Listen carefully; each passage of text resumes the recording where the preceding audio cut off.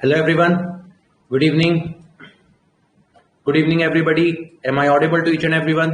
सभी लोग मुझे देख पा रहे हैं, सुन पा रहे हैं? पर कंफर्मेशन दो यार. सभी लोग मुझे देख पा रहे हैं, सुन पा रहे हैं?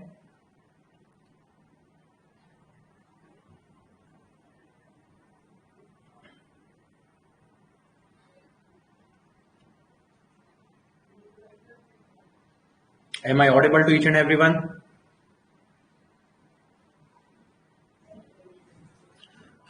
ओके अंशिका.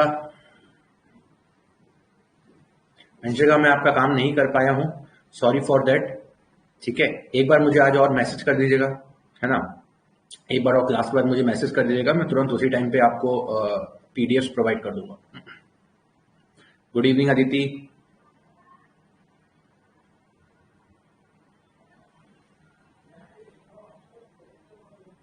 जल्दी से आ जाओ यार फटाफट. तो आज एससीआर को खत्म करते हैं.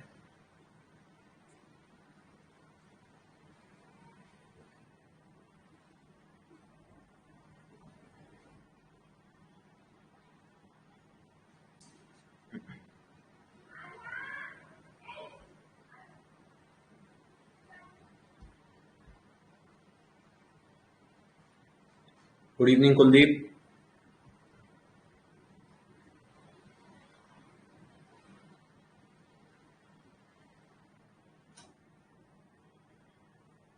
Good evening Sumit.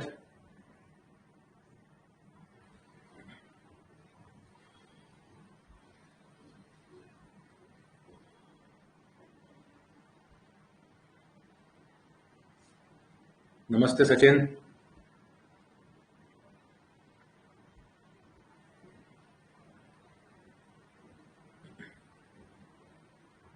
चलिए सो स्टार्ट करते हैं यार, है ना. जैसा कि आप लोगों को पता है कि अपन लोग ने लास्ट दोनों क्लासेस के अंदर, है ना, इंट्रोडक्शन देखा पावर इलेक्ट्रॉनिक्स का कि क्या क्या चीजें हमको पढ़नी होती है ना.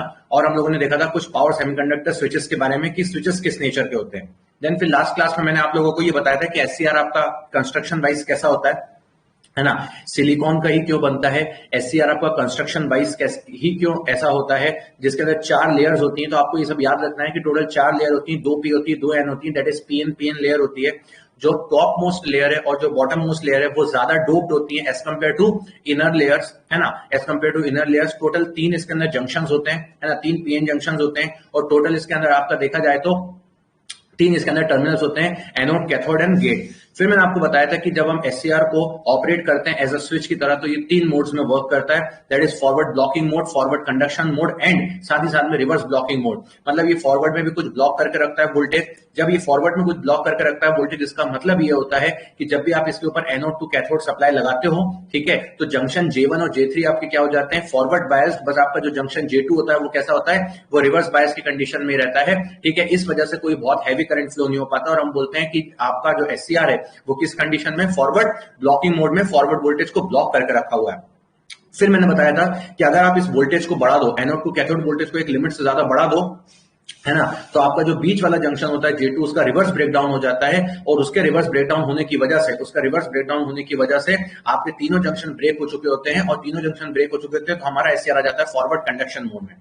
फिर अगर मैं बात करूं रिवर्स ब्लॉकिंग की, तो रिवर्स में हम anode to cathode negative supply देते हैं, है ना. एनोड पे नेगेटिव टर्मिनल लगाते हैं बैटरी का, कैथोड पे पॉजिटिव लगाते हैं और इस वजह से क्या होता है, जंक्शन J1 एंड J3 दोनों रिवर्स बायस हो जाते हैं, है ना. और बहुत लार्ज अमाउंट का रिवर्स में वोल्टेज को क्या करता है, ब्लॉक करके रखता है. ठीक है ना, बहुत लार्ज अमाउंट का रिवर्स में वोल्टेज को ये ब्लॉक करके रखता है.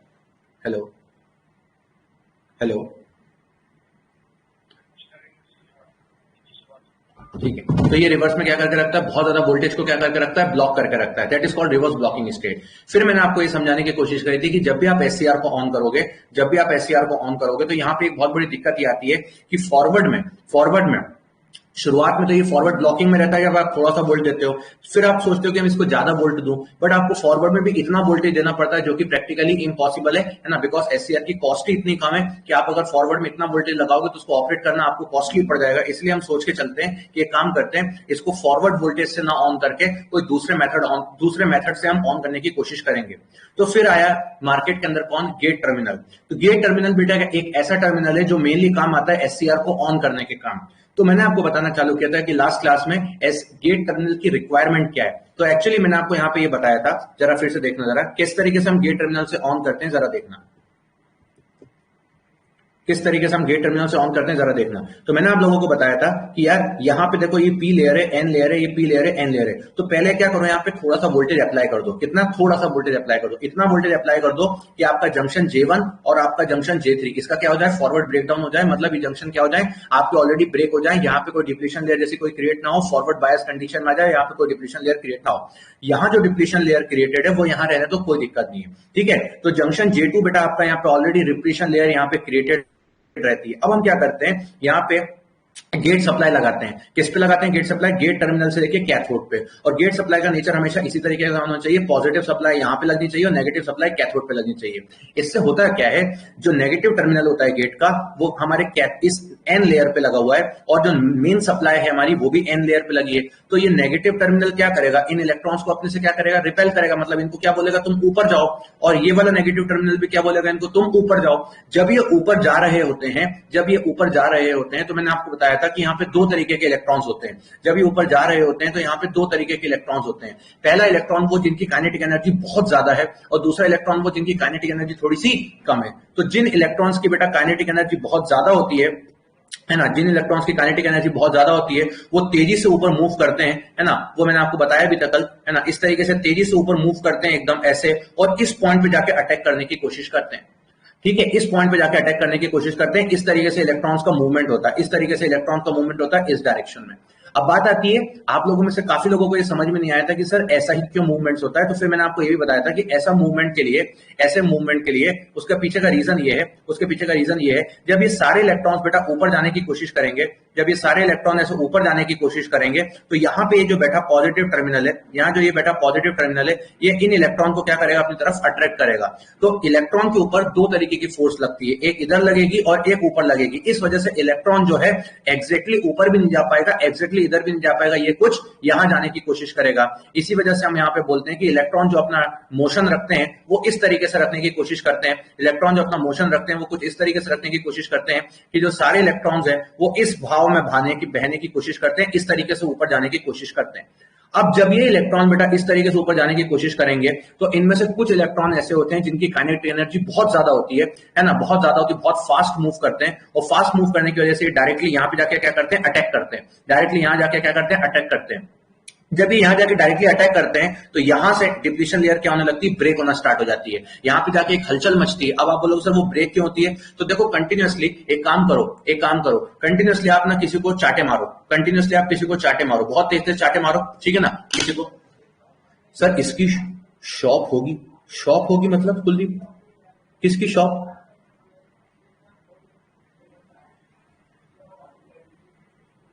अच्छा शेप वही तो मैं सोचूं, शॉप मतलब क्या, समझ में नहीं आया। शेप नहीं, ऐसा कोई शेप नहीं है ना। दिस इज एक फिनोमिना है यार ये कुलदीप, ये कोई शेप नहीं है ना। ये ऐसा शेप है जिसके बारे में हम नाम भी नहीं ले सकते ये कोई शेप है। ये एक ऐसा फिनोमिना है बस किस तरीके से इलेक्ट्रॉन्स का मूवमेंट होता है, ठीक है ना। इसी कोई शेप नहीं है, कोई परफेक्टली शेप नहीं। शेप वही होती है जिसको मैथमेटिक्स ने डिफाइन कर दिया, जैसे सर्कल हो गया, ट्राइंगल हो गया, टेपर्ड हो गया और कुछ भी हो गया, बट ये कोई शेप नहीं है, ये तो एक फिनोमिना। इस तरीके से हम लोग इसको समझने की कोशिश करते हैं। तो क्या होगा बेटा, जिन इलेक्ट्रॉन्स की काइनेटिक एनर्जी काफी ज्यादा होगी, वो इस डिप्लीशन लेयर को कॉर्नर पे क्या करेंगे, अटैक करने की कोशिश करेंगे। अब जब आप सोचो किसी पर्टिकुलर पॉइंट को आप बार बार वहां इलेक्ट्रॉन जाके टच होंगे, बार बार वहां इलेक्ट्रॉन जाके टकराएंगे, तो वहां का ऑटोमेटिकली जो टेम्परेचर होता है वो क्या हो जाता है, इंक्रीज हो जाता है। वहां का ऑटोमेटिकली टेम्परेचर क्या होगा, हल्का सा इंक्रीज हो जाएगा। आप करके देख लो, अगर आपको कोई 10 चाटे मारे अगर गाल पे बहुत तेजी से, लगेगी वो एक अलग बात है, बट ये कंफर्म है आपके गाल का टेम्परेचर थोड़ा सा बढ़ चुका होगा। उसका रीजन है कि बार बार आपको ठोकर पड़ रही है, तो डेफिनेटली वहां का टेम्परेचर क्या हो चुका होगा, इंक्रीज हो चुका होगा। तो ऐसे डिप्लीशन लेयर के पास का टेम्परेचर काफी इंक्रीज हो जाता है, क्योंकि नंबर ऑफ इलेक्ट्रॉन्स वहां जाके अटैक करते हैं, जिस वजह से टेम्परेचर के इंक्रीज होने की वजह से वहां की जो डिप्लीशन लेयर होती है वो क्या हो जाती है, ब्रेक होने लगती है। और धीरे धीरे क्या होगा, ये पूरी डिप्लीशन लेयर उन इलेक्ट्रॉन्स की वजह से धीरे धीरे क्या होने लगेगी, ब्रेक। अब कैसे ब्रेक होगी धीरे धीरे, तो वही मैंने बताया था पहले बेटा, इतने पार्ट की ब्रेक होगी तो काफी सारे इलेक्ट्रॉन यहां से ऊपर चले जाएंगे, फिर धीरे धीरे यहां की भी ब्रेक होगी तो फिर यहां से भी इलेक्ट्रॉन ऊपर जाने लगेंगे, और धीरे धीरे ये इलेक्ट्रॉन की क्वांटिटी यहां से बढ़ती जा रही है। यहां तो कोई दिक्कत है ही नहीं, ये तो डिप्लीशन लेयर पहले से टूटी हुई है, तो नंबर ऑफ इलेक्ट्रॉन नीचे आएंगे फिर ऊपर जाएंगे, तो इससे क्या होगा, करंट आपका इंक्रीज होने लगेगा, और धीरे धीरे आपकी पूरी डिप्लीशन लेयर क्या हो जाएगी, ब्रेक हो जाएगी। तो एग्जाम में पूछता है कि जो डिप्लीशन लेयर ब्रेक होती है, जो जंक्शन J2 आपका ब्रेक होता है, ये किसकी वजह से होता है, in terms of gate terminal. आपको बोलना है हाई काइनेटिक एनर्जी इलेक्ट्रॉन्स की वजह से। बट जिन इलेक्ट्रॉन्स की काइनेटिक एनर्जी काफी कम होगी, है ना, वो बेचारे गरीब क्या होंगे, वो ऊपर तो जाएंगे ऐसे करके, लेकिन वो जैसे यहां जाएंगे तो ये गेट का जो पॉजिटिव टर्मिनल है इनको लपक लेगा और ये इलेक्ट्रॉन यहां से इधर निकल के आ जाएंगे। ये गेट का जो पॉजिटिव टर्मिनल है इनको क्या कर लेगा, अट्रैक्ट कर लेगा और ये यहां निकल के आ जाएंगे और ये कंस्टिट्यूट कर देगा एक क्या, गेट करंट, कंस्टिट्यूट कर देगा गेट करंट। आपको पता है कि इलेक्ट्रॉन्स के अपोजिट डायरेक्शन में करंट फ्लो होता है, तो अगर ये इलेक्ट्रॉन्स इधर आएंगे तो ये कंस्टिट्यूट क्या कर देगा, गेट करंट को कंस्टिट्यूट कर देगा। ये क्या कर देगा, गेट करंट को क्या कर देगा, ये कंस्टिट्यूट कर देगा। ये गेट करंट को क्या कर देगा, यहां पे कंस्टिट्यूट कर देगा। तो याद रखो, गेट करंट को कौन कंस्टिट्यूट करता है, लो काइनेटिक एनर्जी के इलेक्ट्रॉन बॉटम एन लेयर के। और डिप्लीशन लेयर को ब्रेक करने में कौन मदद करता है, हाई काइनेटिक एनर्जी के इलेक्ट्रॉन बॉटम एन लेयर के। तो एग्जाम में ये दो ऑब्जेक्टिव क्वेश्चन बहुत ही प्यारे हैं, इंजीनियरिंग सर्विसेज में पूछा जाता है। क्या पूछा जाता है कि जंक्शन J2 को जब तोड़ा जाता है तो वो कौन सी लेयर के इलेक्ट्रॉन्स तोड़ते हैं, तो आपको बोलना है बॉटम एन लेयर के, ठीक है। उसके बाद आपसे पूछा जाता है गेट करंट कौन कंस्टिट्यूट करता है, आपको बोलना है बॉटम एन लेयर के इलेक्ट्रॉन्स कंस्टिट्यूट करते हैं। वो गेट करंट को कंस्टिट्यूट करने के लिए कौन से इलेक्ट्रॉन्स की रिक्वायरमेंट है, बॉटम एन लेयर की रिक्वायरमेंट से विथ लो काइनेटिक एनर्जी। और साथ ही साथ में हाई काइनेटिक एनर्जी के इलेक्ट्रॉन जो है, हाई काइनेटिक एनर्जी के जो इलेक्ट्रॉन है वो आपका क्या ब्रेक करते हैं, वो आपका ब्रेक करते हैं, डिप्लीशन लेयर को ब्रेक करते हैं। इसी तरीके से क्या होता है, आप देख सकते हो कि हमने कम वोल्टेज पे भी, हमने ये कम वोल्टेज, ये जो वोल्टेज दिख रहा है ना आपको, ये बहुत कम है, ये सिर्फ इतना देना है आपको, ये सिर्फ इतना देना है आपको कि जंक्शन J1 टूट जाए और जंक्शन J3 टूट जाए। इसके बारे में सोचना भी नहीं, इसके बारे में आपकी गेट सप्लाई ही काम कर देगी। क्या ये पार्ट आपको क्लियर है? जस्ट अ मिनट, क्या ये पार्ट आपको क्लियर है? बस एक बार हाँ या ना बोलें। क्या आपको ये समझ में आया गेट टर्मिनल की मदद से कैसे आपका SCR ऑन होता है?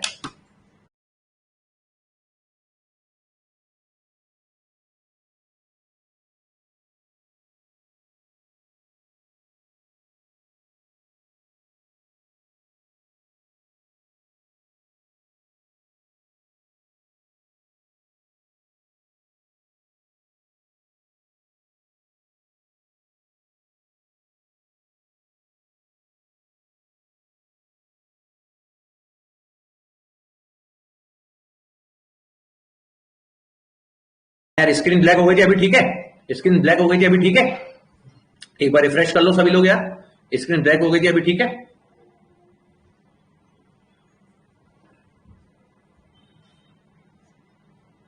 ठीक है, चलिए, तो आई थिंक यहां तक का पार्ट सबको क्लियर है। तो बेटा यहाँ पे देखो मैंने मेंशन भी करके रखा है, on giving low voltage to SCR, है ना, जो कि प्रैक्टिकली दे पाना पॉसिबल नहीं था, हाई वोल्टेज। तो on giving low voltage to SCR the forward breakdown of junction J1 and J3 occurs. इसकी वजह से क्या होता है, जंक्शन एंड J1 J3 अब टूटते हैं। अच्छा, मैं आपसे एक क्वेश्चन पूछता हूं, अगर बेटा मैं यहाँ पे एक क्वेश्चन पूछता हूं, जनरल क्वेश्चन, अगर मैं यहाँ पे आपको मान लो ये वोल्टेज ही ना दूं तो क्या SCR ऑन हो पाएगा? सिर्फ गेट सप्लाई दे दूं, क्योंकि गेट सप्लाई आपके ये जंक्शन को तो तोड़ने को रेडी है। अगर मैं सिर्फ ये सप्लाई ही ना दूं तो क्या SCR ऑन हो पाएगा? फटाफट सोच के बताएंगे सभी लोग, क्या SCR ऑन हो पाएगा अगर मैं ये सप्लाई ही ना दूं तो? बहुत डिटेल में पढ़ रहे हैं अपन लोग, चिंता मत करो।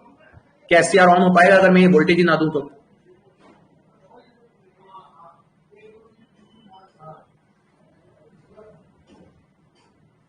मतलब कहने का मतलब यह है, गेट वोल्टेज लगाने से आप जो एनोड टू कैथोड वोल्टेज देते हो ना, ये किताबी भाषा की लाइन है, बुक्स की जो लाइन है वो क्या है पता है? बुक्स की लाइन ये बोलती है कि गेट सप्लाई लगाने से एनोड टू कैथोड वोल्टेज की रिक्वायरमेंट जो होती है वो कम हो जाती है। गेट सप्लाई लगाने से एनोड टू कैथोड वोल्टेज की जो रिक्वायरमेंट होती है वो क्या हो जाती है? कम हो जाती है। गेट सप्लाई लगाने से एनोड टू कैथोड वोल्टेज की रिक्वायरमेंट क्या हो जाती है? कम हो जाती है। आप जैसा गेट सप्लाई अगर आप ज्यादा लगाओगे ना बेटा, अगर ये वोल्टेज आपने ज्यादा कर दिया, अगर आपने ये वोल्टेज भी ज्यादा कर दिया तो क्या होगा पता है? ये देखो, ये बैटरी स्ट्रांग हो जाएगी। जितनी ज्यादा ये बैटरी स्ट्रांग होगी उतना ज्यादा ये नीचे से फोर्स लगाएगी, उतना ज्यादा यहाँ पे डिप्लीशन लेयर जल्दी टूटेगी। जितना ज्यादा ये वोल्टेज लगाओगे उतना ज्यादा ये डिप्लीशन लेयर टूटेगी। सिंपल सा लॉजिक है ना। तो इसको लगाने से जल्दी जंक्शन टूटता है, और जल्दी जंक्शन टूटता है तो SCR जल्दी ऑन होता है। तो किताबें लिखती हैं कि वोल्टेज गेट सप्लाई लगाने से एनोड से कैथोड वोल्टेज की जो रिक्वायरमेंट है वो कम हो जाती है। वो रिक्वायरमेंट क्या हो जाती है? कम। अगर आप बेटा इस वोल्टेज को कम लगाओगे तो ये जल्दी डिप्लीशन लेयर को नहीं तोड़ेगा, और जल्दी डिप्लीशन लेयर को नहीं तोड़ेगा तो आपको ये थोड़ा सा वोल्टेज बढ़ाना पड़ेगा कि भाई तू भी सपोर्ट कर डिप्लीशन लेयर को तोड़ने के लिए। तो अगर ये कम होगा तो इसकी रिक्वायरमेंट ज्यादा होगी, और ये ज्यादा होगा तो इसकी रिक्वायरमेंट कम होगी। ऐसा किताबी भाषा लिखती है। तो यहां पर क्या होता है, बच्चों को डाउट आता है कि अच्छा गेट सप्लाई को बढ़ाने से एनोड से कैथोड वोल्टेज की रिक्वायरमेंट कम होती है, तो एक काम करते हैं इतना ज्यादा गेट वोल्टेज दे देते हैं कि इसकी कोई रिक्वायरमेंट ही ना पड़े। बट ऐसा कभी मत करना भैया, ऐसा कर दोगे तो दिक्कत हो जाएगी। क्या दिक्कत हो जाएगी चाचा? सुनो, ऐसा कर दोगे तो देखो याद रखो बेटा, इसकी रिक्वायरमेंट कम होती है वो समझ में आता है, इसको बढ़ाने से इसकी रिक्वायरमेंट कम होगी वो समझ में आता है, बट सिर्फ किस पर्पस के लिए? इस जंक्शन J2 को तोड़ने के लिए। बट J1 और J3 को तोड़ने में गेट सप्लाई का कोई हाथ नहीं है, क्योंकि इस जंक्शन पे तो ये सप्लाई लगी ही नहीं है। समझो बात को क्या बोल रहा हूं। जंक्शन J1 और J3 को तोड़ने के लिए आपका गेट सप्लाई रिस्पॉन्सिबल ही नहीं है। मतलब कहने का ये है, ये जो गेट सप्लाई है वो तो सिर्फ यहां लगी, इतने हिस्से में काम कर रही है, इससे तो बेचारे से कोई लेना देना ही नहीं है उसका।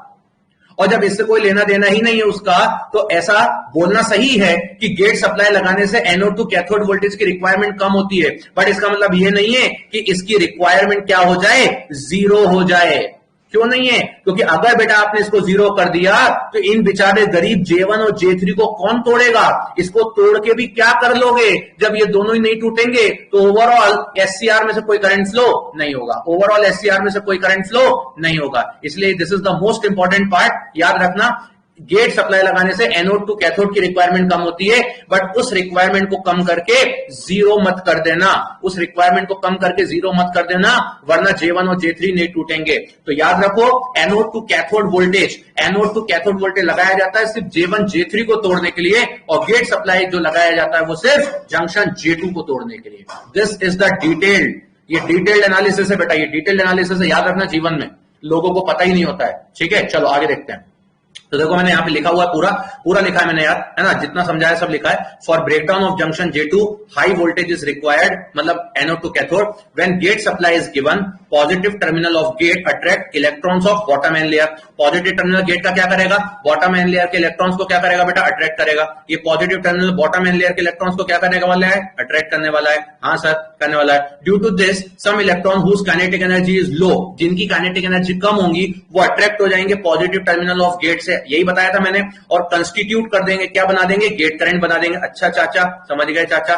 But the electron whose kinetic energy is very high, ऐसे इलेक्ट्रॉन जिनकी काइनेटिक एनर्जी बहुत ज्यादा है, are not attracted by gate supply, वो गेट सप्लाई से अट्रैक्ट नहीं होंगे। अब आपको ये भी बताता हूं वो क्यों नहीं होंगे। सुनो मेरी बात, सामने से वो देखा ना, वो अब बचपन में अपन लोग खेलते थे, याद आ रहा होगा, क्या बोलते उसको मेरे को पता नहीं, अरे वो एक वो नहीं होती छोटी सी धीरे से उड़ती रहती है, वाइट वाइट रहती है वो मतलब यार मैं क्या बताऊं यार, मैं क्या बोलता था उसको, मतलब ऐसा नहीं होता ब्लैक कलर का रहता है, उसके यहाँ से व्हाइट व्हाइट ऐसे निकलते रहते हैं, बहुत सारे पतले पतले व्हाइट पूरे व्हाइट कलर के, तो उसको आप लोग ऐसे पकड़ लेते थे हैं, और फिर हमारे स्कूल में सिखाते थे तो उसको ऐसा मंत्र पढ़ के कुछ बोल देते थे, ऐसा करो उससे विश पूरी हो जाती थी। वो भले ही आज तक कभी नहीं हुई, लेकिन ऐसा करते जरूर थे। याद आ रहा है क्या? अरे हाँ या ना बोलो, याद आ रहा है क्या?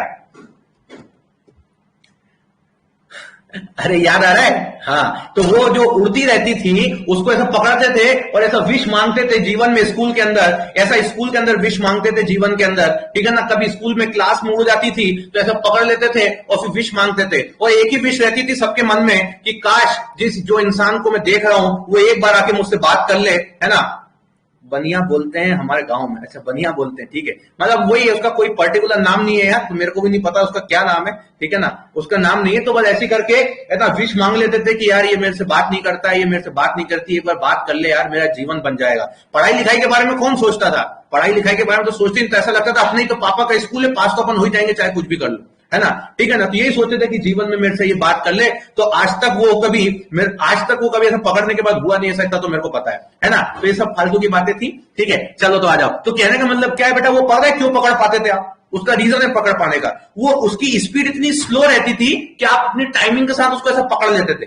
अगर सोचो वो बहुत तेजी से भागती ऐसे करके, तो अगर वो ऐसे बहुत तेजी से भागती या भागता, अब ये भी नहीं पता मेरे को, तो भागती बोलते कि भागता बोलते उसको, लेकिन अगर वो बहुत स्पीड में होती फिर पकड़ते तो पकड़ भी नहीं पाते उसको। बात समझ में आ रही है? और फिर जब पकड़ नहीं पाते तो विश नाम की कोई चीज ही नहीं होती, है ना, और इस तरीके के दिमाग में हमारी चीजें ही नहीं आती। तो उसकी स्पीड अगर बहुत तेज होती तो आप उसको नहीं पकड़ पाते, है ना, आपकी टाइमिंग उतनी मैच नहीं कर पाती। तो इसीलिए बोलते हैं जिन इलेक्ट्रॉन्स की काइनेटिक एनर्जी बहुत कम है, उन्हीं को पॉजिटिव टर्मिनल अट्रैक्ट कर पाता है, बट जिनको बहुत तेजी से ऊपर जा रहे हैं उनको पकड़ने की भी कोशिश करेगा तो वो उतने में ऊपर निकल जाएंगे, इसलिए उनको वो पकड़ नहीं पाएगा। ठीक है ना, उसको इसलिए वो पकड़ नहीं पाएगा। और फिर इसी वजह से हम यहाँ पे बोलते हैं और एंड कोलाइड, और जो हाई काइनेटिक एनर्जी वाले इलेक्ट्रॉन में कोलाइड करेंगे डिप्लीशन लेयर से, जंक्शन के पास J2 और फाइनली जंक्शन का रिवर्स ब्रेकडाउन स्टार्ट हो जाएगा। कौन से जंक्शन का? J2 जंक्शन का रिवर्स ब्रेकडाउन स्टार्ट हो जाएगा। ठीक है ना, नोट जैसे ही बेटा SCR ऑन हो जाए, जैसे ही SCR ऑन हो जाए, अब आप बोलोगे सर मतलब समझा नहीं। SCR ऑन होने का मतलब जंक्शन J2 का ब्रेक होना, जंक्शन J2 का क्या हो जाना? ब्रेक हो जाना। अब मान लो SCR ऑन हो गया, जंक्शन J2 टूट गया। अब मुझे बताओ गेट सप्लाई लगाने के रीजन क्या था? गेट सप्लाई हमने भैया इसलिए लगाई थी कि जंक्शन J2 का ब्रेकडाउन हो जाए। अब वो हो गया तो अब क्या करें? एक काम करते हैं, अब गेट सप्लाई को रिमूव कर देते हैं, है ना। तो क्या होता है, जैसे ही जंक्शन J2 का ब्रेकडाउन हो जाता है, हम लोग गेट सप्लाई को क्या कर देते हैं? रिमूव कर देते हैं। और अब जंक्शन तो पूरे टूटे हुए हैं, है ना, बढ़िया, गेट तो खुल चुका है। अब वो इलेक्ट्रॉन बहुत तेजी से क्या करते रहेंगे? मूव करते रहेंगे, और आपका SCR क्या रहेगा? ऑन रहेगा। तो जैसे गेट सप्लाई आप लगाते हो, है ना, और SCR अगर आपका ऑन हो जाता है तो आप वहां से गेट सप्लाई को रिमूव कर सकते हो, कोई दिक्कत नहीं है। तो एक ऐसी पल्स जाती है गेट की तरफ से, ऐसी पल्स लगती है और वो जंक्शन J2 को ब्रेक करती है, और उसको हम क्या कर देते हैं? रिमूव कर देते हैं। ठीक है ना, उसको हम क्या कर देते हैं? रिमूव कर देते हैं। दूसरी चीज मैंने अभी आपको थोड़ी देर बताई थी, जितना ज्यादा गेट सप्लाई दोगे ना, उतनी कम एनोड से कैथोड की वोल्टेज की रिक्वायरमेंट होने लगेगी। कैसे करो वो भी समझो, कैसे जरा वो भी समझो। देखो, by increasing the gate voltage, by increasing the gate voltage, anode to cathode की वोल्टेज रिक्वायरमेंट कम होने लगती है। कैसे? देखो, कल बेटा मैंने SCR को ऑन करने के लिए आपको VI कैरेक्टरिस्टिक पढ़ाई थी। ये VI कैरेक्टरिस्टिक है VA, ठीक, ये आपका क्या है? IA। अब देखो क्या होगा, सपोज थोड़ी देर पहले मान लो जंक्शन यहां से टूटना स्टार्ट होता है। कौन सा? Junction J2। ये वाली कैरेक्टरिस्टिक देखो, पहले ये ऐसे गई और यहां से ऐसे आई और यहां से ये ऐसे हो गई। यहां थोड़ा सा नीचे ये भी निकला रहता है, वो भी बताऊंगा उसका मतलब क्या है ना। ये ऐसे गई। अब आपने क्या करा? गेट सप्लाई बढ़ा दी। गेट सप्लाई बढ़ा दी मतलब गेट वोल्टेज बढ़ा दिया, गेट करंट बढ़ गया। तो आप मुझे बताओ, जंक्शन J2 जो है वो थोड़ी देर पहले से अपना ब्रेकडाउन करना स्टार्ट कर देगा। और बढ़ा दोगे तो और थोड़ा पहले से मुड़ जाएगा, और जल्दी बढ़ जाएगा। और बढ़ाओगे तो और थोड़ा पहले से मुड़ जाएगा। तो देखो क्या हुआ, देखो क्या हुआ, इससे क्या हुआ, आपकी जो टर्निंग ऑन प्रोसेस है, आपकी जो बेटा टर्निंग ऑन प्रोसेस है, वो क्या हो जाएगी? जल्दी स्टार्ट हो जाएगी। कैसे? पहले सर इतना यहां तक का वोल्टेज फॉरवर्ड में ब्लॉक करता था। कौन? यहां से लेके यहां तक का वोल्टेज फॉरवर्ड में ब्लॉक करता था। जैसे मैंने गेट सप्लाई बढ़ाई, अरे चाचा ये तो पहले से ऑन होना स्टार्ट हो गया, पहले मुड़ गया ऊपर, है ना, और बढ़ा दी और मुड़ गया, और बढ़ा दी और मुड़ गया। मतलब आपका फॉरवर्ड ब्रेकडाउन वोल्टेज क्या होता जाएगा? कम होता जाएगा। आपका फॉरवर्ड ब्रेकडाउन वोल्टेज क्या होता जाएगा? कम होता जाएगा। बस यही रिक्वायरमेंट है, आपकी टर्निंग ऑन प्रोसेस जल्दी स्टार्ट हो जाएगी, आपका SCR जल्दी ऑन होना स्टार्ट करने लग जाएगा। तो देखो मैंने लिखा हुआ है, जैसे जैसे बेटा गेट सप्लाई बढ़ाओगे, देखो ये लिखा है, पहले गेट सप्लाई थी IG1, पहले इतना करंट था, उससे थोड़ा बढ़ा, कितना हुआ? IG2, उससे बाद बढ़ा, कितना हुआ? IG3, उसके बाद बढ़ा IG4, ठीक है ना। और उसकी वजह से क्या होने लगता है? आपका जो वोल्टेज है, फॉरवर्ड ब्रेकडाउन वोल्टेज, वो क्या होने लगता है? कम होने लगता है। तो सबसे कम कौन सा है? VBR4। जितना ज्यादा गेट करंट उतना कम फॉरवर्ड वोल्टेज, जितना कम गेट करंट उतना ज्यादा फॉरवर्ड वोल्टेज। तो ये जल्दी ऑन होना स्टार्ट हो जाएगा। ठीक है ना, ओके सर, फाइन। अब देखो जरा, by increasing gate supply it is, है ना, इट इज क्लियर दैट, ये क्लियर है कि एनोड टू कैथोड वोल्टेज की रिक्वायरमेंट रिड्यूस होगी। बट मैंने अभी बताया था थोड़ी देर पहले, but it can not be make zero, उसको जीरो मत कर देना। किसको? Anode to cathode requirement, because a minimum anode to cathode requirement की जरूरत है हमको for forward breakdown, forward biasing of junction J1 and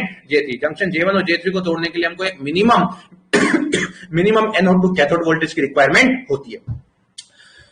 यहां तक क्लियर हो गया। तो ये था बेटा गेट टर्मिनल का महत्व, ये था गेट टर्मिनल से SCR को ऑन करने का तरीका। ठीक है, ये था गेट टर्मिनल को SCR को ऑन लगा के भी नहीं रखना हमेशा यार, जैसे SCR ऑन हुआ तुरंत रिमूव मार दिया, है ना, लगा के भी नहीं रखना। ठीक है, कितना बढ़िया हो गया ये। अब देखो, एक बच्चे ने एक बार मुझसे डाउट पूछा, सर आपने बोला गेट टर्मिनल को यहां लगाना है। मैंने बोला कहां लगाना है बे?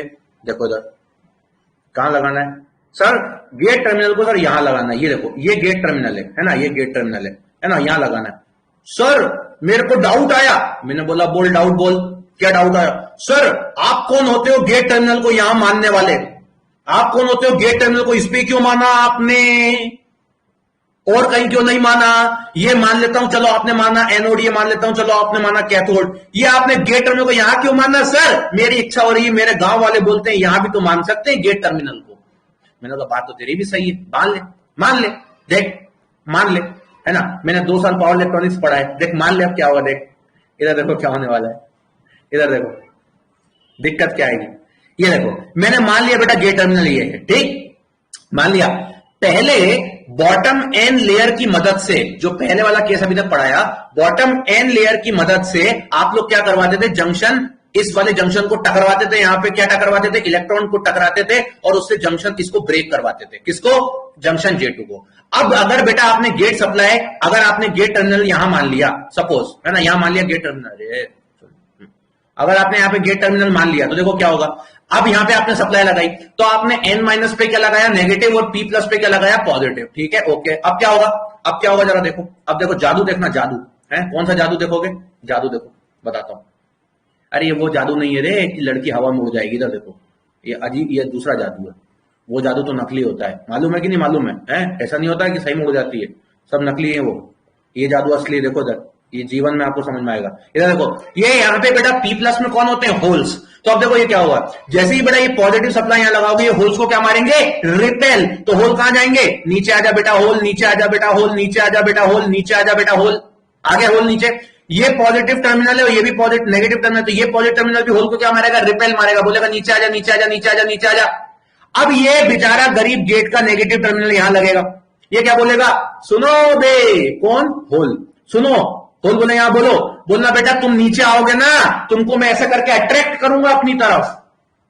बात तो सही है, नेगेटिव टर्मिनल है, होल का चार्ज पॉजिटिव होता है, होल को अट्रैक्ट करेगा।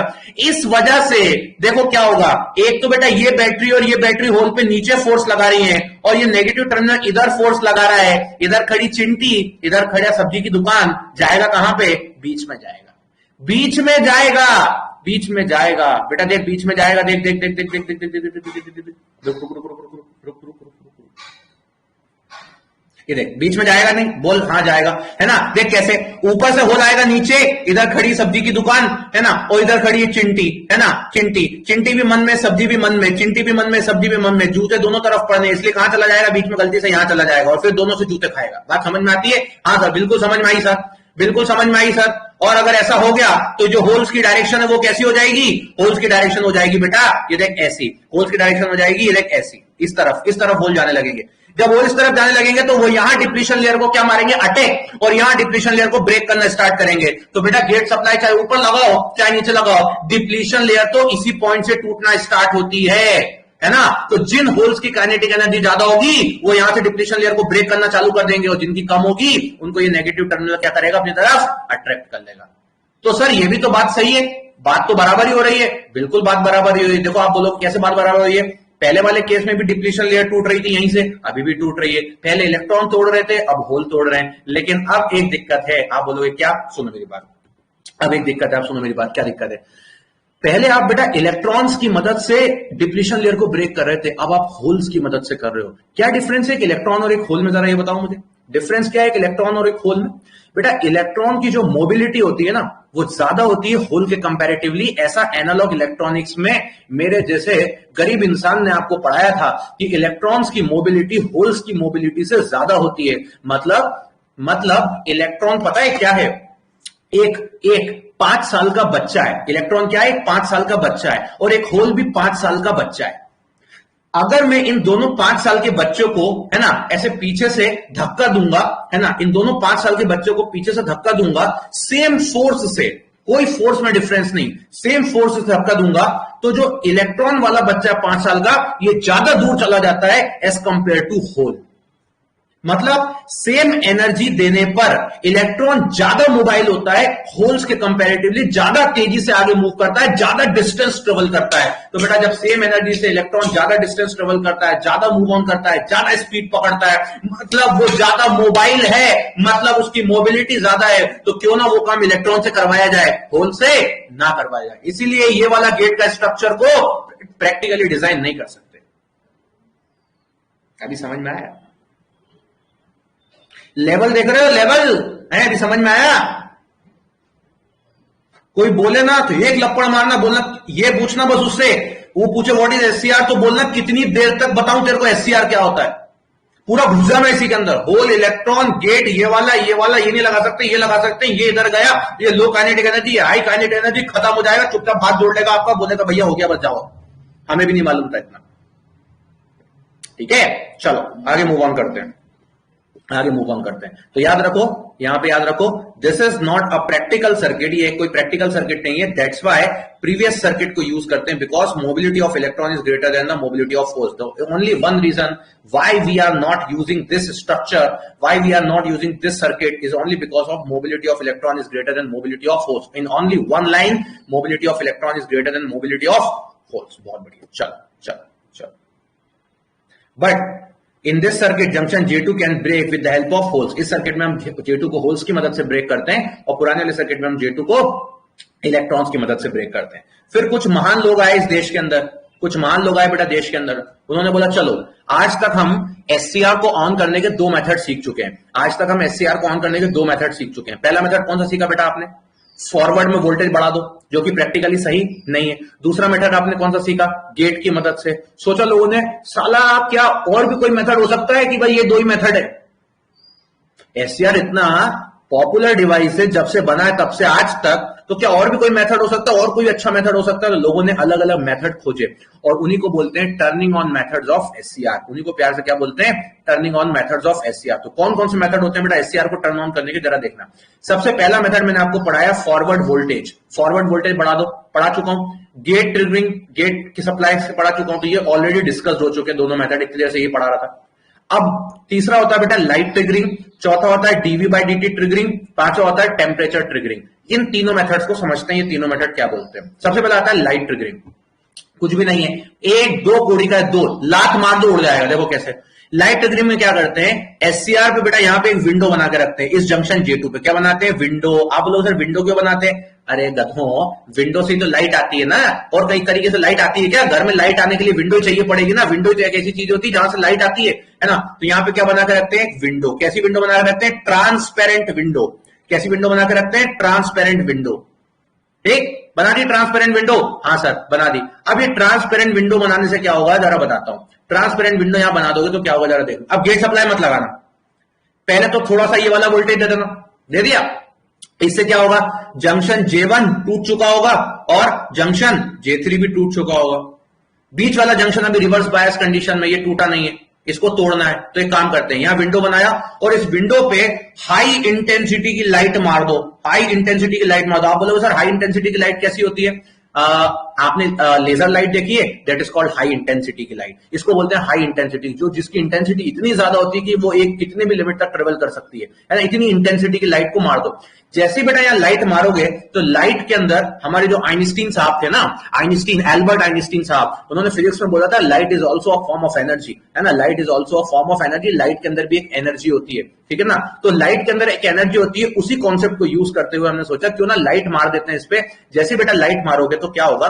लाइट मारोगे तो यहां जो डिप्लीशन लेयर में बैठे रहते हैं ना, आपको पता है डिप्लीशन लेयर में क्या होता है? डिप्लीशन में इलेक्ट्रॉन और होल्स का क्या होता है? रिकॉम्बिनेशन होता है ना। आयंस होते हैं, तो वो क्या हो जाते हैं? डिस्टर्ब हो जाते हैं, जिस वजह से आपकी डिप्लीशन लेयर क्या हो जाती है? टूट जाती है। इसी कॉन्सेप्ट को यूज किया जाता है। आपको मैंने एक डायोड पढ़ाया था, अगर आप लोगों को याद हो, उसको बोलते हैं फोटो डायोड। क्या बोलते हैं? Photo diode. फोटो डायोड का मतलब ही होता है ऐसा डायोड जिसकी डिप्लीशन लेयर को ब्रेक करने के लिए उस पर लाइट मारी जाती है। इस तरीके का डायोड मैंने आप लोगों को पढ़ाया था एनालॉग में, स्पेशल डायोड्स के अंदर मैंने आप लोगों को पढ़ाया था। आप लोगों को याद नहीं होगा, मेरे को मालूम है, बिकॉज मैंने पिछले जन्म में आपको पढ़ाया था। इस जन्म में तो मैंने आपको अभी नहीं पढ़ाया, पिछले जन्म में मैंने आपको जरूर पढ़ाया था, मेरे को याद है ना। तो ये इस तरीके का बेटा मैंने एक डायोड पढ़ाया था आप लोगों को, जिसमें मैंने बोला था कि इसके ऊपर ऐसे लाइट मारोगे, है ना, ये उस डायोड का सिंबल होता है। उस लाइट से इस डायोड का जंक्शन क्या हो जाता है? ब्रेक हो जाता है। तो यहाँ पे अलग से वोल्टेज नहीं लगाना पड़ता है, ऐसे लाइट मार दो, विंडो बना के जंक्शन ब्रेक हो जाता है। और ये भी बताया था इस डायोड के अंदर यहाँ पे विंडो बनाई जाती है। इस डायोड में यहाँ पे विंडो बनाई जाती है, पीएन जंक्शन में यहाँ पे विंडो बनाई जाती है। याद करो, याद आ गया होगा वो दिन आपको। अगर याद आ गया तो बहुत अच्छी बात है। पिछले जन्म की बात इतनी जल्दी याद कैसे आएगी? मैं भी समझ सकता हूँ, दुनिया में बहुत सारी चीजें याद रखने की होती है आप लोगों को, है दिन भर में पता नहीं क्या क्या याद रखते हो। ठीक है, याद आ गया क्या? याद आया क्या? ठीक है, चल याद आ गया, बहुत बढ़िया, क्या बात है यार, याद रखते हो तुम लोग यार, क्या बात है यार, याद रखा करो। जीवन में सब चीजें याद रखने की होती हैं, मालूम है कि नहीं है ना। याद रखोगे तो बहुत अच्छा रहता है, भूल जाओगे तो कोई कुछ भी बोल के निकल जाएगा। ऐसे याद रखना चाहिए। कभी मान लो किसी ने कुछ बोला, सामने वाले ने मना कर दिया, तो याद रखो उसको। अगर भूल गए तो सामने वाला बोलेगा ऐसा तो कभी बोला ही नहीं था, इसलिए बोल रहा हूं, ऐसा याद रखना बहुत जरूरी है, बाकी तो आप लोग समझदार हो। चलो आ जाओ, ठीक है। तो लाइट ट्रिगरिंग मेथड में क्या करते हैं बेटा, जंक्शन J2 को तोड़ते हैं with the help of high light intensity, high intensity की लाइट से। तो in this method sufficient intensity of light fall on the junction J2 through the transparent window, due to this junction J2 breakdown start. Junction J2 का क्या हो जाता है, breakdown. इसके लिए कोई गेट टर्मिनल की रिक्वायरमेंट नहीं। फिर होता है बेटा टेम्परेचर ट्रिगरिंग, फिर होती है टेम्परेचर ट्रिगरिंग। टेम्परेचर ट्रिगरिंग में क्या करोगे, जंक्शन J2 के पास का टेम्परेचर बढ़ा दो।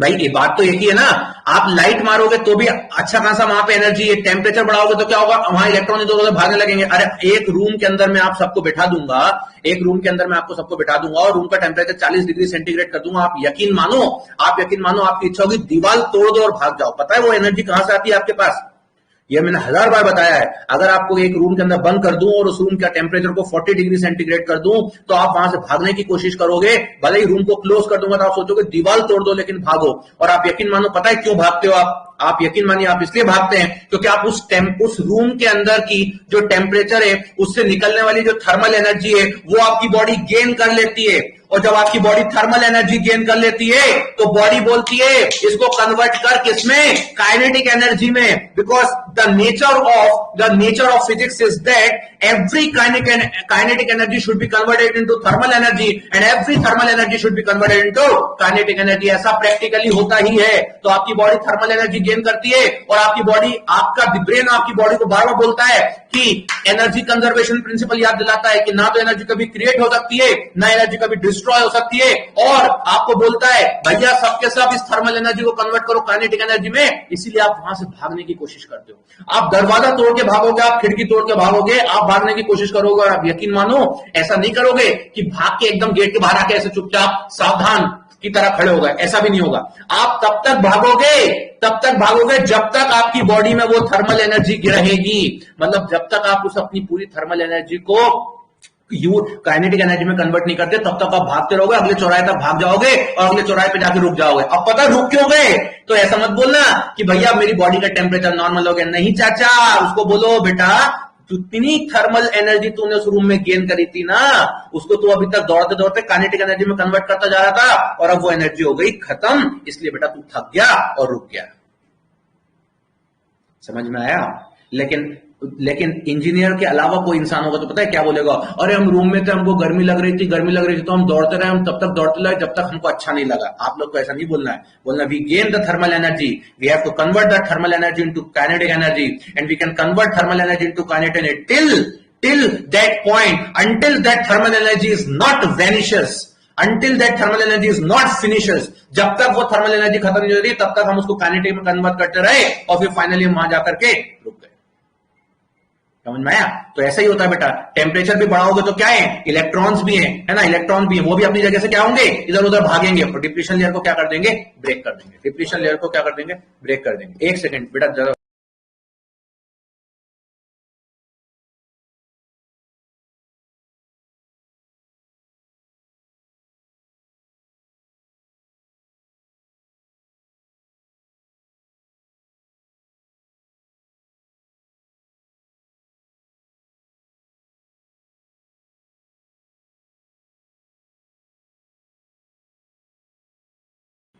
तो ये बेटा आपका क्या, अब बात आती है टेम्परेचर की मदद से। अब यही बात करते हैं अपन लोग टेम्परेचर में से। तो टेम्परेचर में क्या हुआ, in this method sufficient heat will be applied to the junction J2। एक सफिशिएंट अमाउंट की हीट जंक्शन J2 पे अप्लाई करते हैं with anode voltage minimum. Anode voltage कम रखते हैं, कितना रखना है एनोड वोल्टेज आपको, जितने की जंक्शन J1 और J3 क्या हो जाए, ब्रेक हो जाए। So that junction J2 start क्या होता है, ब्रेक करना स्टार्ट होता है। Finally after some time at some temperature junction J2 का क्या हो जाता है, ब्रेकिंग हो जाती है। जंक्शन J2 की क्या हो जाती है, ब्रेकिंग हो जाती है। क्लियर है।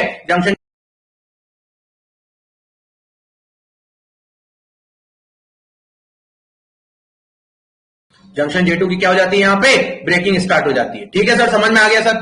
तो बेटा 4 मेथड पढ़ लिए यार, 4 मेथड पढ़ लिए यार। पहला मेथड क्या पढ़ा, गेट टर्न ऑन, हाँ सर। दूसरा मेथड क्या पढ़ा, वोल्टेज, फॉरवर्ड वोल्टेज ट्रिगरिंग, ठीक है सर। तीसरा लाइट मारी हाई इंटेंसिटी की। चौथा मेथड क्या पढ़ा, टेम्परेचर ट्रिगरिंग। अब आते हैं पांचवा बहुत इंपॉर्टेंट मेथड। अब पांचवा आज की क्लास का एक मोस्ट इंपॉर्टेंट मेथड देखते हैं अपन लोग। जरा देखो जादू देखना।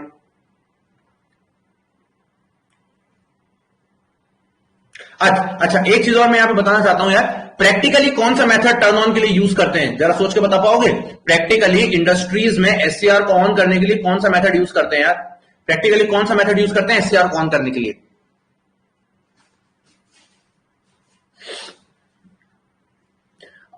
अदिति बताइए, अदिति। अरे तुक्का ही मार दो, तुक्का मारना भी जरूरी है जीवन में, कभी कभी लग जाता है। गुड। तो याद रखना बेटा, प्रैक्टिकली जो मेथड हम यूज करते हैं, the most effective method to turn on the SCR is light triggering method. Entire industries, दुनिया की हर जगह पर जहां जहां एससीआर लगे हैं, वहां वहां एससीआर को ऑन करने के लिए सिर्फ कौन सा मेथड यूज होता है? लाइट ट्रिगरिंग होती है, और कोई सा मेथड यूज नहीं होता, और कोई सा मेथड यूज नहीं होता, सिर्फ लाइट ट्रिगरिंग मेथड को ही हम यूज करते हैं। ठीक है, चलो, तो मैंने लिखा हुआ है यहाँ पे, एग्जाम में पूछता है बेटा, practically only light triggering method is preferred for SCR. Practically only light triggering method is preferred for SCR. अब एक और मेथड देखो, एक और मेथड देखो, अद्भुत मेथड, इसको बोलते हैं dv by d t turn on. नाम ही कुछ अजीब सा है, डीवी बाई डी टी क्या होता है? ये लाइट समझ में आता है, साला टेम्परेचर समझ में आता है, डीवी बाई डी टी क्या चीज है यार ये? तो जरा देखो क्या होता है, सुनना बेटा। एक बार बताओ, जंक्शन, यहां पे जंक्शन J1 था ना, टूट चुका, बिल्कुल टूट चुका, कोई बड़ी बात है क्या? यहां पे जंक्शन J3 था, टूट चुका, हाँ टूट चुका। किसकी मदद से टूटा? इस वोल्टेज की। जब ये जंक्शन J1 J3 टूट गया, तो यहां पे देखो बेटा, क्या ये पॉजिटिव टर्मिनल है ना, तो यहां बहुत सारा पॉजिटिव चार्ज अवेलेबल है, इतने पूरे इलाके में बहुत सारा पॉजिटिव चार्ज अवेलेबल है, मतलब होल्स अवेलेबल है, और इतने पूरे इलाके में बहुत सारे इलेक्ट्रॉन्स अवेलेबल है, मतलब नेगेटिव चार्ज अवेलेबल है। बीच में है डिप्लीशन लेयर, बीच में क्या है मुन्ना? Depletion layer. तो बेटा एक बात बता, स्कूल में सिखाते थे, एक तरफ बहुत सारा पॉजिटिव चार्ज, एक तरफ बहुत सारा नेगेटिव चार्ज, तो बीच में डिप्लीशन लेयर, ना पॉजिटिव चार्ज बेचारा गरीब इधर जा सकता है, ना नेगेटिव चार्ज बेचारा इधर गरीब जा सकता है। इसकी वजह से क्या होगा? इसकी वजह से क्या होगा? ये दोनों क्या क्रिएट कर लेंगे? एक कैपेसिटेंस क्रिएट कर लेंगे। और याद करो वो एनालॉग का दिन, मैं तो ये भी सिखाता था, फॉरवर्ड सप्लाई के समय पे कौन सा कैपेसिटेंस क्रिएट होता है? That is called diffusion capacitance. और रिवर्स सप्लाई के समय कौन सा डायोड में कैपेसिटेंस क्रिएट होता है? That is called transition capacitance. Diffusion capacitance की वैल्यू होती है 0.02 माइक्रोफैराड, और ट्रांजिशन कैपेसिटेंस की वैल्यू होती है 500 टाइम्स ऑफ 0.02 माइक्रोफैराड, जो कि पिकोफैराड की रेंज में पहुंच जाता है। इस तरीके की सारी बातों को मैंने डिस्कस किया है, बट इतना ज्यादा अपने को याद नहीं रखना, इट्स ओके फाइन। आप अभी तो बेसिक याद रखो कि भाई एक तरफ जंक्शन J1 टूट गया तो बहुत सारा पॉजिटिव चार्ज अवेलेबल है, एक तरफ जंक्शन J3 टूट गया तो बहुत सारा नेगेटिव चार्ज अवेलेबल है। फ्लड है पूरा का पूरा, बाढ़ आ चुकी है, एक तरफ पूरे पॉजिटिव होल्स की और एक तरफ पूरे इलेक्ट्रॉन्स अवेलेबल है। बीच में जंक्शन J2 है जो कि रिवर्स बायस कंडीशन में, जो कि टूट नहीं सकता, जो कि टूट नहीं सकता इतने कम वोल्टेज से। कौन से कम वोल्टेज से? एनोड टू कैथोड वोल्टेज की मदद से वो टूट नहीं सकता, इसीलिए वो जो जंक्शन है हमारा वो कैसा है? रिवर्स बायस की कंडीशन में। तो एक तरफ काफी सारा पॉजिटिव चार्ज है, एक तरफ काफी सारा नेगेटिव चार्ज है, तो ये बीच में क्या क्रिएट कर रहा है? कैपेसिटेंस क्रिएट कर रहा है। और जो बीच में डिप्लीशन लेयर है वो किसकी तरह काम कर रही है? वो डाइलेक्ट्रिक की तरह काम कर रही है। कैपेसिटेंस होता है क्या यार? दो पैरेलल प्लेट्स, एक पे पॉजिटिव चार्ज, एक पे नेगेटिव चार्ज, बीच में डाइलेक्ट्रिक। अब डाइलेक्ट्रिक में कुछ भी हो सकता है, एयर हो सकती है, कागज हो सकता है, ऑयल हो सकता है, इम्प्रेग्नेटेड पेपर हो सकता है, वुड हो सकता है, कुछ भी हो सकता है। बट कुछ नहीं भी है तो भी तो एक तरीके से, जब कोई इधर नहीं जाने दे रहा, कोई इधर नहीं जाने, तो इसका मतलब क्या है? बीच में आपकी डिप्लीशन लेयर किसकी तरह एक्ट कर रही है? एज अ डाइलेक्ट्रिक की तरह एक्ट कर रही है। तो ऐसी सिचुएशन में क्या करेंगे यार? ऐसी सिचुएशन में क्या करेंगे यार? ये पूरा पॉजिटिव चार्ज अवेलेबल है, पूरा नेगेटिव चार्ज अवेलेबल है, डिप्लीशन लेयर आपकी एज अ डाइलेक्ट्रिक की तरह काम कर रही है। अब एक काम करो, तो ये पूरी तरीके से हम इसको मॉडल कर सकते हैं with the help of capacitance. इसको मैं पूरी तरीके से कैपेसिटेंस की तरह मॉडल कर सकता हूं या नहीं कर सकता हूं? बिल्कुल कर सकते हो सर, इसको कैपेसिटेंस की तरह मॉडल कर लो, बिल्कुल कर लो, कैपेसिटेंस की तरह मॉडल कर लिया। अब आप मुझे बताओ, एक कैपेसिटर से जो करंट फ्लो होता है, एक कैपेसिटर से जो करंट फ्लो होता है, वो करंट का फॉर्मूला क्या होता है? That current is called as C dv by d. क्या होता है सी डीवी बाई डी? ऐसा बचपन में सिखाया था हमने। तो सोचो जरा लॉजिकली सोचो, अगर कल को मैं इस वोल्टेज का डीवी बाई डी, मतलब change in voltage with respect to time, अगर इसकी वैल्यू बहुत हाई रख दूं, इस डीवी बाई डी की वैल्यू बहुत हाई कर दूं, तो मेरा ये करंट क्या हो जाएगा? बहुत हाई हो जाएगा। और सोचो अगर बेटा इस वोल्टेज की वैल्यू हाई नहीं कर रहा हूं, डीवी बाई डी होता क्या है वो भी सिखाता हूं। देखो डीवी बाई डी क्या होता है, जरा वो बताता हूं। पहले तो सुनो, मान लो मैंने अदिति को बोला, अदिति बैटरी लेके आओ मार्केट से 10 वोल्ट की। कितने वोल्ट की? 5 वोल्ट की बैटरी लेके आओ मार्केट से। तो एक अदिति को मैंने भेजा और एक अंशिका को मैंने बोला कि दोनों जाकर के एक बैटरी लेके आओ। अदिति गई, अदिति ने बोला शॉप पे भैया 5 वोल्ट की बैटरी दे दीजिए। तो शॉप वाले ने बोला ये लीजिए 5 वोल्ट की बैटरी। अदिति ने बोला कितने रुपए की है? उन्होंने बोला 50 रुपए की। अदिति ने बोला ये लो 50 रुपए। तो क्यों बोला बेटा? क्योंकि अदिति ने ऑलरेडी, मैंने अदिति को ये बोला था कि आपको 5 वोल्ट की बैटरी लाना है। अदिति ने 5 वोल्ट की बैटरी मुझे लाके दे दी, दैट्स इट। 50 रुपए की बैटरी है, कोई दिक्कत नहीं। अंशिका भी गई वही बैटरी लेने के लिए। अंशिका दूसरी शॉप पे गई। अंशिका जब दूसरी शॉप पे बैटरी लेने गई तो अंशिका ने बोला कि मुझे 5 वोल्ट की बैटरी दे दो। तो दुकान वाले ने बोला कि मेरे पास 2 वैरायटी की बैटरी है, मतलब 5 ही वोल्ट की बैटरी 2 वैरायटी की है। पहली बैटरी 50 रुपए की है, दूसरी बैटरी 80 रुपए की। पहली बैटरी 50 रुपीज की, दूसरी 80 रुपीज की। अब अंशिका को यहाँ डाउट हो गया। अंशिका ने सोचा सर ने तो कुछ ऐसा बोला नहीं था कि 50 रुपए वाली लानी है, 80 रुपए वाली लानी है, ठीक है। और मुझे भी कोई डिफरेंस नहीं पता है कि एक 50 रुपीज वाली बैटरी में और 80 रुपीज वाली बैटरी में डिफरेंस क्या है, ठीक है। तो अंशिका ने पूछ लिया भाई साहब बताओ डिफरेंस क्या है इन दोनों में। तो दुकान वाला क्या बोलता है, ये बैटरी ज्यादा अच्छी कंपनी की है, ये बैटरी अच्छी कंपनी की नहीं। दुकान वाले को भी इससे ज्यादा ज्ञान नहीं है ना, ठीक है। फिर अंशिका ने थोड़ा और दिमाग लगाया। अंशिका ने बोला एक काम करती हूँ, दोनों बैटरी ले चलती हूँ, घर पे समझेंगे कि एक्चुअल में इसका मतलब क्या है ना, ठीक है। तो अंशिका 2 बैटरी लेके आई, एक 50 रुपीज वाली, एक 80 रुपीज वाली, और अदिति भी एक 50 रुपीज वाली बैटरी लेके आई। मैंने उन तीनों बैटरीज को सामने रख दिया। अंशिका ने मेरे को बोला सर ये बैटरी उन्होंने मुझे एक 80 रुपीज की दी, एक 50 रुपीज की दी है। 50 रुपीज वाली वही बैटरी है जो अदिति भी लेके गई थी, सेम दोनों की बैटरी है। तो मैंने एक बैटरी को हटा दिया। अब मेरे पास एक 50 रुपीज वाली बैटरी, एक 80 रुपीज वाली बैटरी है। तो मैंने देखा दोनों अलग अलग कंपनी की मैन्युफैक्चरिंग है, ठीक है, ओके। दोनों में ऐसा क्या डिफरेंस है, दोनों ही 5 वोल्ट की बैटरी है, दोनों में ऐसा क्या डिफरेंस है कि यार ये बैटरी वाला 80 रुपए में इसको बेच रहा है और ये कंपनी वाला इसको 50 रुपए में बेच रहा है। तब मैंने उस दिन बोला अदिति को और अंशिका को कि जो 80 रुपीज वाली बैटरी है इसका डीवी बाई डी टी काफी ज्यादा है, इसलिए ये बेच रहे हैं, और जो 50 रुपीज वाली बैटरी इसका डीवी बाई डी टी क्या है, काफी कम है। अब बात आती है sir what is the meaning of dv by d t. जरा ध्यान से देखो मीनिंग क्या है डीवी बाई डी टी का। इधर देखो, ये है बेटा वो 5 वोल्ट और ये आपका टाइम। ये क्या है, टाइम। जब आप किसी बैटरी को, ये बैटरी है, ये बैटरी है, इस मान लो इस बैटरी में आपने स्विच लगा के रेजिस्टेंस लगाया, ठीक। इस स्विच को ऑन करोगे तो ये बैटरी क्या करेगी, करंट फ्लो करवाएगी। कुल मिला के ये बैटरी पूरा का पूरा वोल्टेज किस पे अप्लाइड हो जाएगा, इस रेजिस्टेंस पे अप्लाई हो जाएगा कि नहीं हो जाएगा, बोलो हाँ या ना। हाँ सर, हो जाएगा।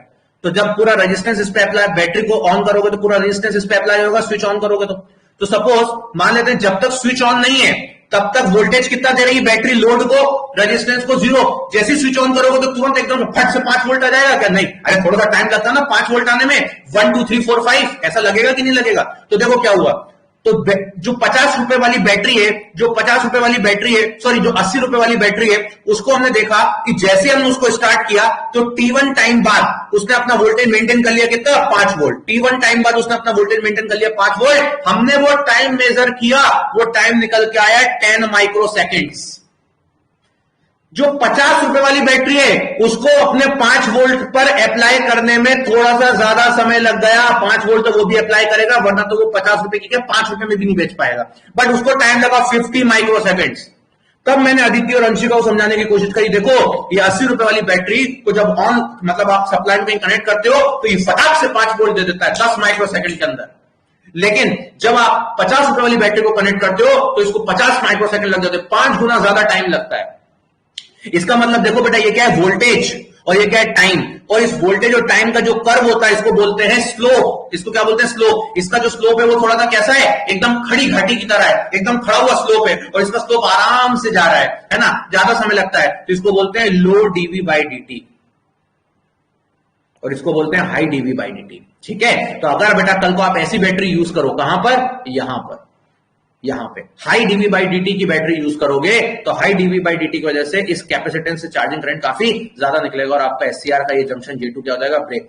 मैंने ये नहीं बोला इस बैटरी की वैल्यू ज्यादा वोल्टेज का वोल्टेज यूज करो, नहीं, ज्यादा वोल्टेज का वोल्टेज यूज नहीं करना, कम वोल्टेज का करो, बट वो हाई डीवी बाई डीटी होना चाहिए, अच्छी क्वालिटी की बैटरी होनी चाहिए, तो भी आपका एससीआर ऑन हो जाएगा। समझ में आया क्या, समझ में आता है? ये बात दिमाग में घुसती है कि नहीं घुसती है रे? ऐसी मुंडी हिलाने लगते हो?